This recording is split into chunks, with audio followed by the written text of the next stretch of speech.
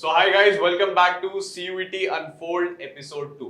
तो आज हमारे साथ वापस से दो CUET के महारथी mister Akash Shukla and Shruti ma'am आपके सामने हैं। वो आपके टफ क्वेश्चंस का आंसर देने के लिए रेडी हैं।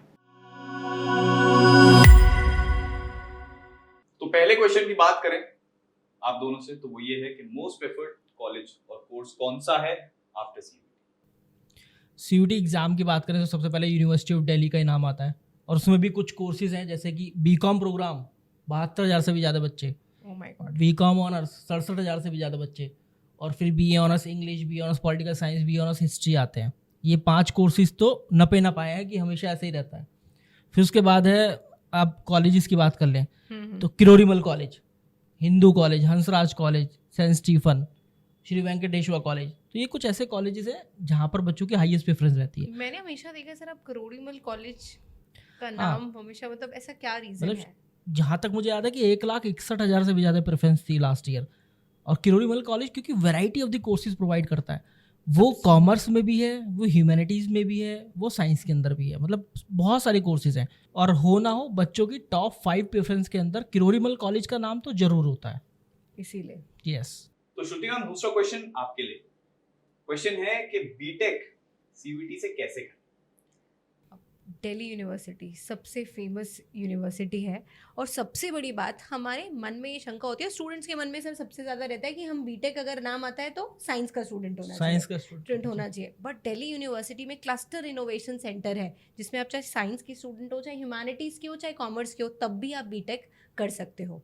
बस होना क्या चाहिए, आपके पास 12th में मैथ्स होना चाहिए। एक्चुअली CUET एग्जाम का मतलब ये है कि हर एक बच्चे को अपॉर्चुनिटी देना। साइंस वाला बच्चा ह्यूमैनिटीज़ वाले कोर्स भी कर सकता है, कॉमर्स वाले भी कर सकता है, ऐसी कॉमर्स ह्यूमैनिटीज़ वाला साइंस वाले भी कर सकता है। और मतलब बीटेक तो एक बहुत बड़ा एग्जाम्पल है। लोग बीटेक के नाम से सोचते हैं बस साइंस बस साइंस, पर ह्यूमैनिटीज़ का बच्चा भी बीटेक कर सकता है। भाई आप क्लस्टर इनोवेशन सेंटर में चले जाओ, उसमें IT एंड MI में बीटेक होता है। आपको सेक्शन 1 में इंग्लिश लैंग्वेज चूज कर लो, डोमेन में आपके पास मैथ्स होनी चाहिए, 2 और डोमेन, हाँ मैथ्स या अप्लाइड मैथ्स, और 2 और प्लस जनरल टेस्ट, 2 डोमेन भी नहीं चाहिए उसमें, जहाँ तक मुझे पता है। हाँ, मतलब language plus maths plus general test mandatory है। और इसका पैकेज भी अच्छा खासा है, 31 लाख रुपए साल का पैकेज है। लास्ट ईयर जो ये गया था, मतलब 31 lakhs मीन समथिंग। और क्लस्टर इनोवेशन सेंटर जो है, मतलब इसका क्या ना, बड़ी बड़ी कंपनीज के साथ टाई अप रहता है। और जैसे बच्चा ग्रेजुएशन करने वाला होता है या कर रहा होता है, तो फिर क्या करता है, उन कंपनी से बात करता है और वो कंपनीज को बुला लेता है प्लेसमेंट के लिए, या बच्चों को भेज देता है। मतलब प्री प्लेसमेंट ऑफर्स भी सर मैंने सुना है कि मतलब इंटर्नशिप अपॉर्चुनिटीज और अगर आपने इंटर्नशिप अच्छी जगह से कर ली तो वो कंपनी आपको प्री प्लेसमेंट ऑफर भी दे देती है। बिल्कुल ऐसे होता है। तो बात करते हैं कुछ टफ क्वेश्चंस की। आकाश सर, नंबर्स की बात नहीं है, लेकिन कुछ ऐसा क्वेश्चन जो आपको भी प्रॉब्लम में डाल सकता है।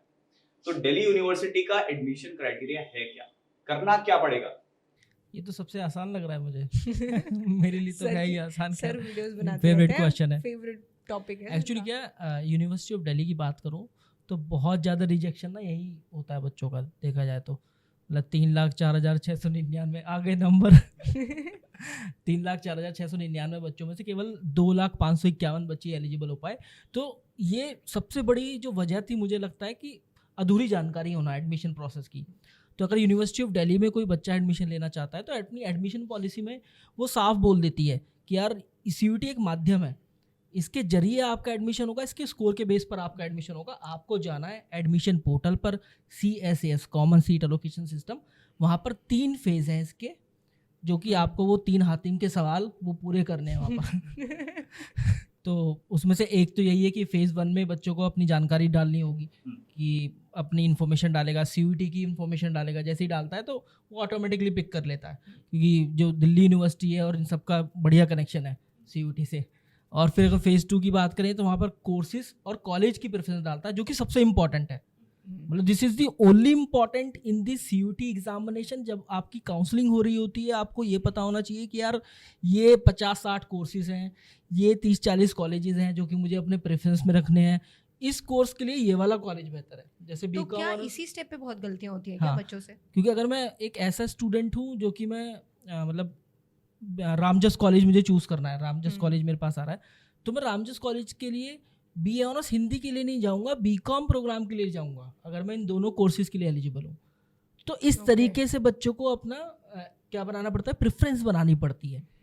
और फिर इसके बाद आपकी काउंसलिंग स्टार्ट हो जाती है, बच्चों को सीट अलॉट होना शुरू होती है, कहीं खुशखबरी रहती है कि मुझे सीट मिल गई, हाँ ये, और कहीं बच्चों को फिर वेट करना पड़ता है, वही 4:59 शाम का समय, वही दिल्ली यूनिवर्सिटी का पोर्टल खुलना, ये सब चीज़ें होती हैं।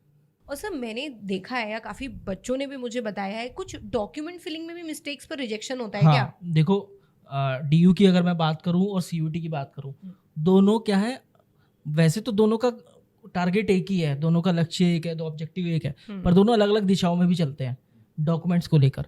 CUT क्या बोलता है कि आपको 1 अप्रैल 2023 या फिर उसके बाद के डॉक्यूमेंट आपके होने चाहिए इशू। लेकिन अगर आप यूनिवर्सिटी ऑफ दिल्ली की तरफ जाते हैं तो बोलता है 31 मार्च 2024 के बाद के डॉक्यूमेंट आपके होने चाहिए। तो ये बच्चों को सबसे बड़ी परेशानी का सामना करना पड़ता है, और यही सबसे बड़ी वजह होती है जब आप जाते हैं वही 4:59 पर, आप वहाँ पर लिखा हुआ आता है कि डॉक्यूमेंट वेरिफिकेशन फेल।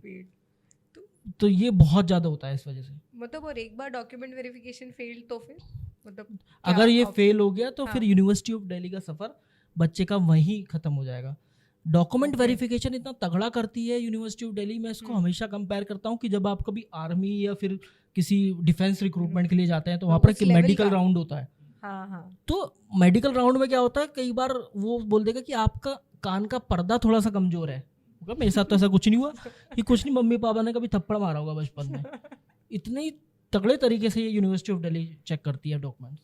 तो इसी के साथ एक और क्वेश्चन ऐड ऑन कर लेते हैं कि बेस्ट सब्जेक्ट कॉम्बिनेशन क्या होना चाहिए?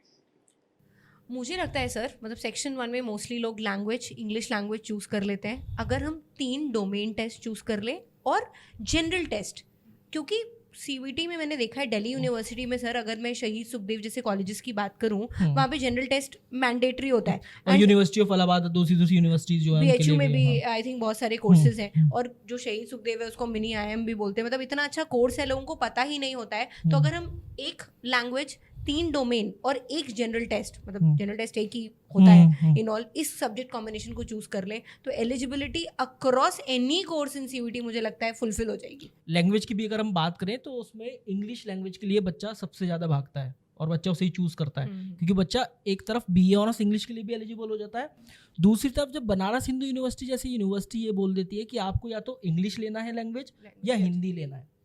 कई बार बच्चों को ना इंग्लिश लेना आसान पड़ जाता है, उसके ग्रामर वगैरह सब। शायद हिंदी मीडियम के स्टूडेंट्स भी इंग्लिश लैंग्वेज लेकर इंग्लिश लैंग्वेज लेते हैं। मतलब मैं खुद यूपी बोर्ड से हूँ, अगर मुझे कोई हिंदी और इंग्लिश का पेपर दे दे तो मैं पहले इंग्लिश की तरफ जाऊंगा। तो ये एक मतलब थोड़ा सा आसान हो जाता है बच्चों के लिए करना, और वही नपी तलाई जानकारी होती है उसमें, वही रूल्स हैं जो बच्चों को पता होने चाहिए, जहाँ से एग्जामिनर पूछता है प्रोवाइड दैट वो रूल्स बच्चों को पता होने चाहिए। हाँ, तो इस वजह से ये होता है। और मैं हमेशा बच्चों को यहाँ पर एक बात ऐड कर देता हूँ, ये बोलता हूँ कि यार 3 डोमेन मत लो, आप 4 डोमेन लो। इसको मैं चतुर चाणक्य वाली तकनीक बोलता हूँ हमेशा। तो बेस्ट ऑफ 3 काइंड चूज करने के लिए, जिससे कि भाई यूनिवर्सिटी के पास ऑप्शन हो कि यार चलो 4 डोमेन दिए हैं बच्चे ने और 3 मेरी रिक्वायरमेंट है, कोई कंपलसरी सब्जेक्ट नहीं मांगा गया है, तो मैं बेस्ट ऑफ 3 उठा लेती हूँ। तो ये एक अच्छी बात होती है यहाँ पर। और पढ़ते तो है ही हम CBSE बोर्ड में, मतलब 5 सब्जेक्ट 6 सब्जेक्ट तो पढ़ते ही हैं। तो इसलिए मैं बोलता हूँ फिजिकल एजुकेशन अगर पढ़ा है तो फिजिकल एजुकेशन डजंट मैटर, वो ऑप्शनल है यार, लेकिन उसको भी मत छोड़ो। बिल्कुल सही बात है। हर बार आकाश सर कुछ ना कुछ ग्लिचेस आ जाते हैं एग्जाम में, इस बार ऐसा कुछ होने की संभावना आपको लग रही है? कुछ ऐसा होगा इस बार? यार मुझे लगता है कि जो नए डायरेक्टर जनरल है NTA के, सुबोध कुमार सिंह जी, जिनको मैं हमेशा बोलता हूँ कि एक बार जो कमिटमेंट करते हैं तो फिर करके ही दम लेते हैं। तो हमने अपने कमिटमेंट के बहुत ज़्यादा वो स्ट्रिक्ट है उसको लेकर, कि उन्होंने एक बार जो बोल दिया तो बोल दिया। उन्होंने बोला कि we are very confident to conduct this examination, will be increasing the examination city. पिछली बार हुआ था कि यार झारखंड से देखा गया 2022 में 13,000 कुछ बच्चे अपीयर हुए थे, अब 2023 आया तो 87,000 बच्चे हो गए, 87,000 प्लस। बस NTA के हाथ पैर फूल गए, वो एग्ज़ाम नहीं कंडक्ट करा पाया। ऐसे ही झारखंड में हुआ, कहाँ 1,71,000 से भी ऊपर बच्चे पहुंच गए, जब 1 लाख भी नहीं थे 2022 में। तो इस तरीके से एग्ज़ाम में जो नंबर ऑफ स्टूडेंट है ना वो चेंज हो रहे हैं from particular region to reason.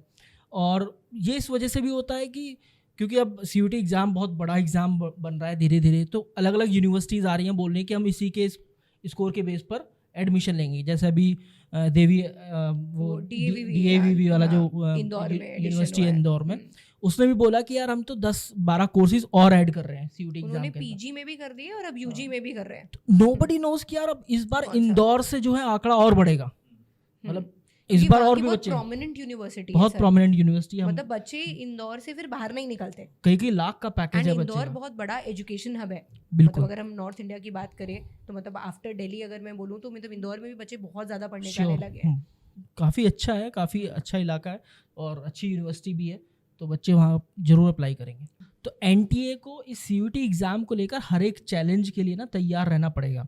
15 दिन उन्होंने बोल दिए हैं कि मैं कंडक्ट कराऊंगा, लेकिन बहुत मुश्किल होगा 15 दिनों में इस एग्जामिनेशन को कंडक्ट कराना, जहाँ पर 48,779 यूनिक सब्जेक्ट के कॉम्बिनेशन बनते हैं, बच्चा चूज करता है, और इन कॉम्बिनेशंस को अलग अलग स्लॉट्स में कराना it's not a easy. But sir aggressive nature अगर मैं देखूं NTA के डायरेक्टर जनरल सुबोध कुमार जी का, अभी PG जैसा उन्होंने प्रॉमिस किया था, डेट आप देखिए उन्होंने वही रखी है, मतलब नोटिफिकेशन में। Let's see what is going to happen for this CUET UG case, because अगर हम CUET PG की बात करें तो नंबर स्टूडेंट भी कम है, CUET UG में बहुत बड़ा स्टूडेंट का नंबर है।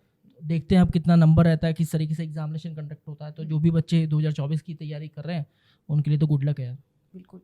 तो दोस्तों मुझे ये यकीन है कि आपको ये क्वेश्चंस बहुत इंटरेस्टिंग लगे होंगे, इसके आंसर्स और भी ज्यादा इंटरेस्टिंग थे। तो अगर आप चाहते हैं कि आपका क्वेश्चन यहां तक पहुंचे, उसके लिए आपको एक चीज करनी होगी कि आपको कमेंट करना बहुत ज्यादा इंपॉर्टेंट है। उसी के साथ साथ लाइक शेयर सब्सक्राइब करना बिल्कुल ना।